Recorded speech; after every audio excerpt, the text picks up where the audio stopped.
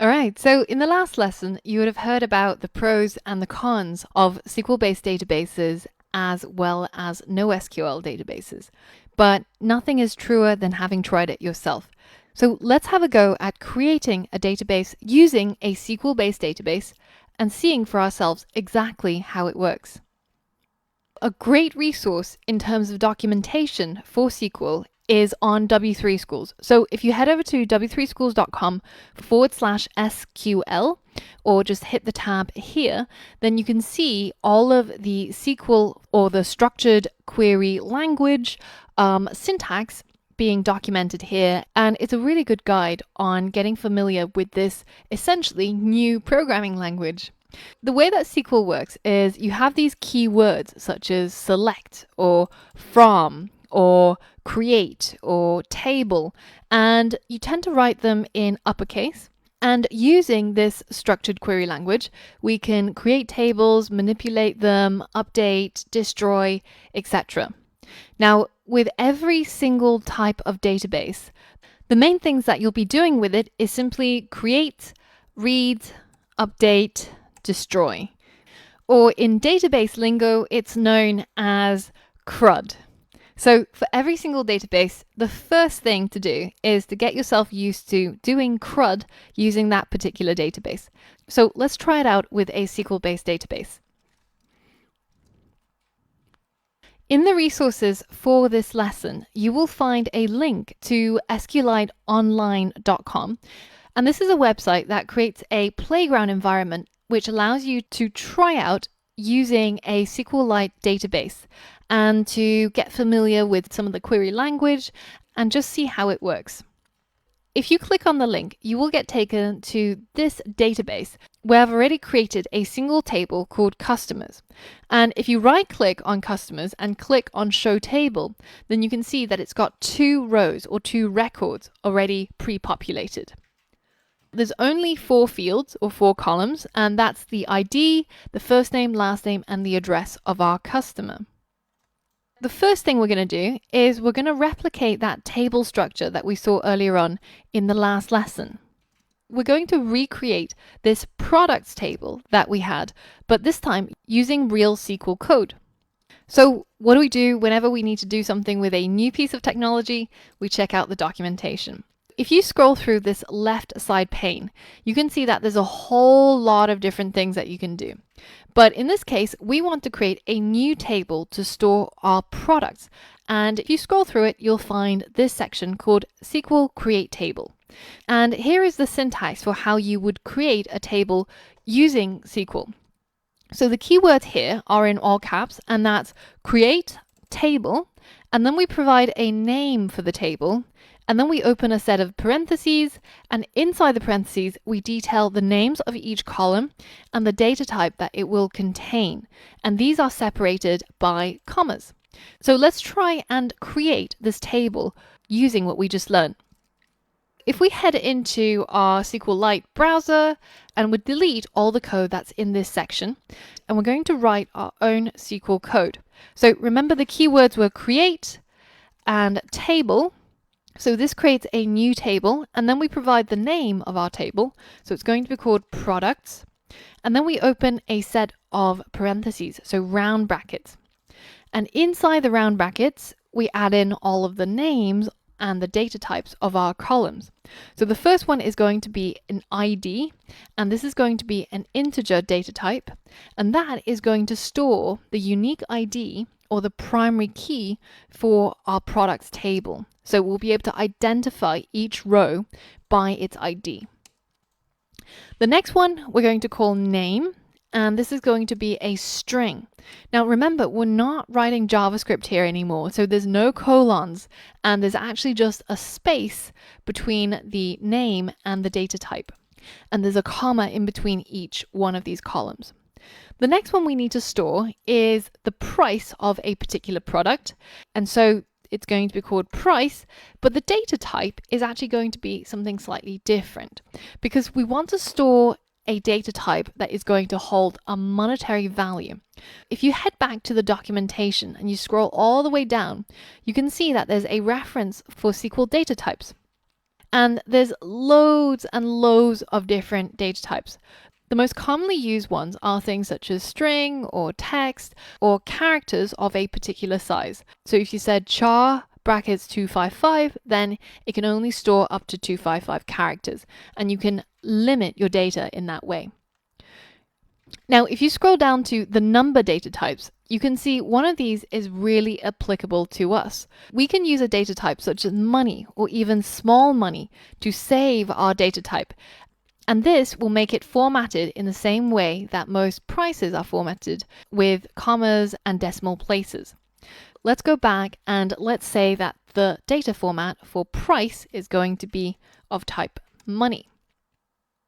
The final thing that we're going to add to our schema, or the structure of our table, is something called a primary key. Again, scrolling through the documentation, you will find a section on SQL primary keys. And what this does is it allows a particular column to uniquely identify each record in a database. So that means that this record here with name of pen and price of 1.20 will be uniquely identified by this 1, and there won't be another product with the ID of 1. So whenever we say products with ID of 1, then it refers to one specific record. And to do this, we have to set a particular column as the primary key for the table. In order to do that using SQL, you can see that we have to write the words primary key, so these are special keywords, and then inside a set of parentheses, we specify the field that is going to be the primary key, which in our case is going to be this one called ID. So let's go ahead and add primary key and set a parentheses, and then the name of the field or of the column that is going to be the primary key. So in our case, it's again ID. Now, if you see in this documentation, something else you might notice is that for when they created their ID field, they added another keyword next to it, which is not null. This guarantees that whenever new records are being created inside this table, if the record doesn't provide an ID, then it will not allow it to be created, so it cannot be null. And this makes a lot of sense when you're setting a field as a primary key, because if you had a record that didn't even have an ID, then that will be a big problem when you try to identify it later on. So let's go ahead and do that for our field as well. Let's make our ID field not null. Now that we've created the schema for our new table called products, we can go ahead, check to make sure that we've got a comma between each of these fields, that we don't have any colons anywhere, and then we can go ahead and click run. All going well, you should end up with a new table. Now, if you end up with some errors down here with error messages, then make sure you read the error message and take a look back at the video and make sure that you haven't got any typos anywhere and that everything looks exactly the same as what you see on the screen.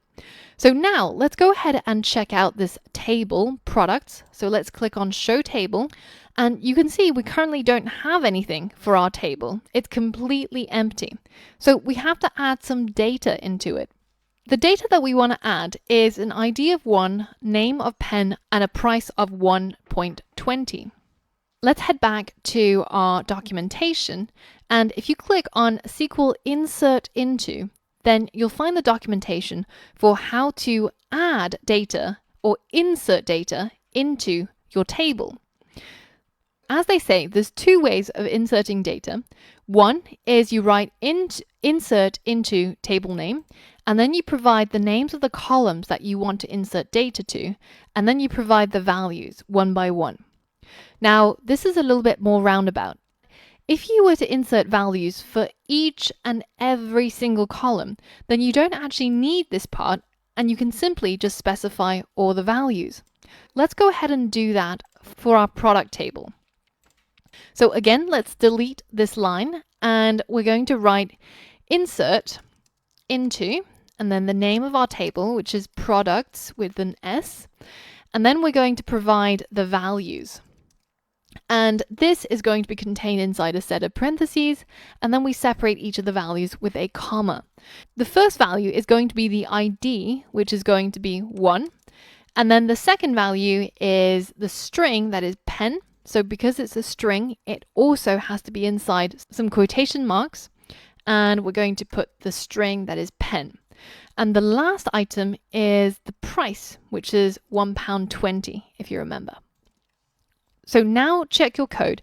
Make sure that there's nothing at the end of the sentence, especially no semicolons, because this is actually expressed in SQL on pretty much the same line.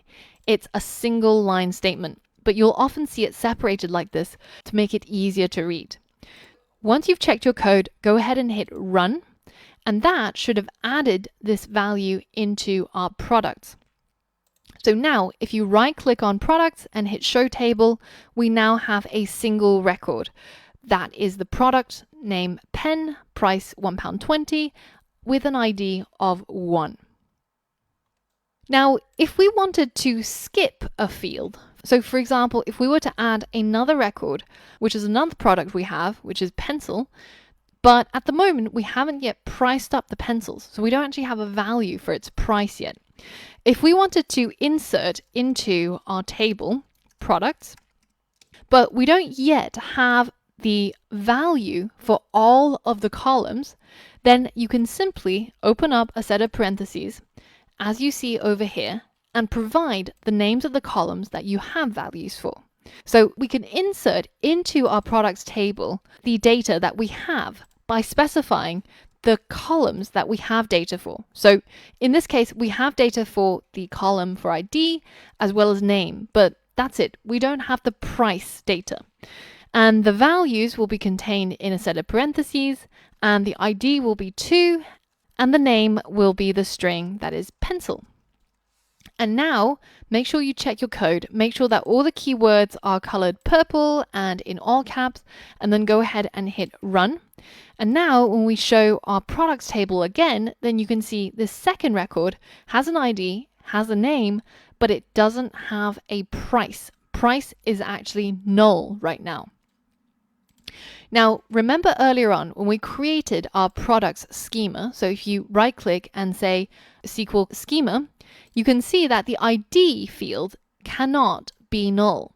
So if we were to write the code for our products table and we said something like insert into products, but we were only going to insert into the fields that's name and price, then provide the values, which is, I don't know, rubber and £1.30.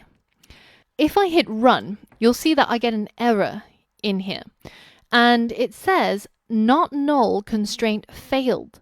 It's because products.id cannot be null. And in this case, we're making it null because we're not providing a value for it when we're creating this new record.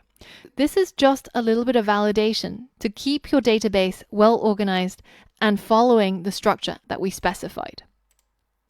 So that was how you would create a new table using the structured query language, and also how you would start inserting pieces of data into your table.